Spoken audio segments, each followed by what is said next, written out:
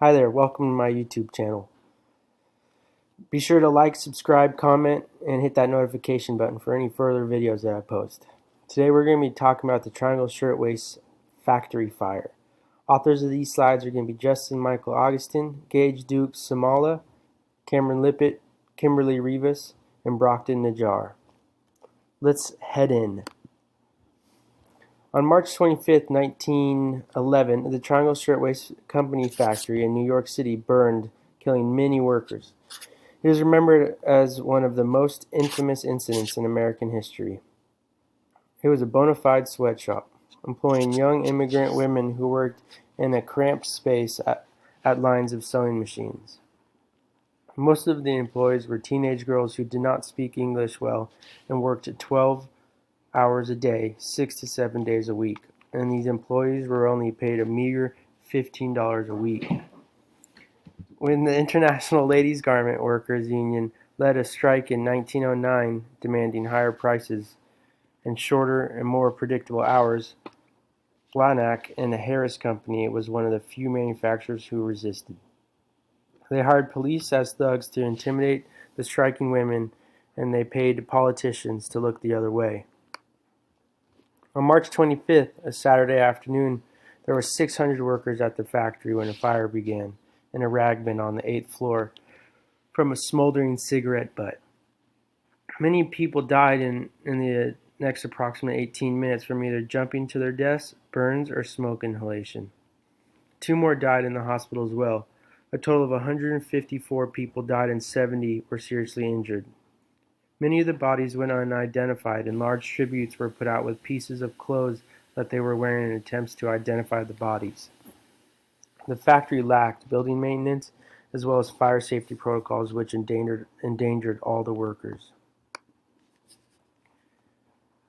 The floor manager tried to contain the fire, however the interior standpipe hoses were rotten and faulty. There were also no fire sprinkler systems in place. To extinguish the fires, they used buckets of water. However, on this day, all the buckets happened to be empty. The fire broke out on the 8th floor, and most of the workers on the 8th floor were able to escape. The manager of the 8th floor called to the 10th floor, told the upper management that a fire had broken out. The workers on the 10th floor were able to escape by using a ladder from their roof to a neighboring roof. That ladder was then removed once they all got across and stopping any other potential escapes. The 9th floor had no notification of the fire. The workers eventually figured out that there was a fire due to floor temperature rising and the smoke moving in from the stairways. Workers began to panic to get out, but the building only had one flimsy fire escape which quickly collapsed under the stress. Most of the deaths occurred on the 9th floor. When the firefighters arrived on scene, their ladders could only reach the 7th floor. They were one floor short of the fire and were unable to provide help. The workers were on floors above the fire, including the owners escaped through the roof and ran to safety on adjoining buildings. Within the building there were 4 elevators. However, out of the 4 elevators, only one worked at the time and it only held 12 people. That single elevator made only 4 trips before breaking down. The 2 men that operated the elevators were labeled as heroes after their attempts at saving as many workers as they could. There were also 2 stairways that led down to the streets, but one was locked from the outside to prevent sealing, and the other opened inward and created an obstacle, causing many unnecessary deaths. The stairways also led to fast movement and fire and heat, causing it to quickly swing from the 8th floor to the 9th floor and then eventually to the 10th floor by just the stairway wells. So if you were on the 9th floor, getting down through the 8th floor stairwell was hard due to smoke thickness and heat. Factory owners Max Blanc and Isaac Harris were acquitted from manslaughter because they were able to prove that they were unaware of the practice of locking stairway exit doors during employee searches. This moment in history served as a caution to redefine the industrial workplace and fire safety around the nation. It was a key moment for labor unions, particularly the International Ladies Workers Garment Union, The Sullivan-Hoey Prevention Law also put into effect, which requires fire sprinklers to be installed in all factories across the nation.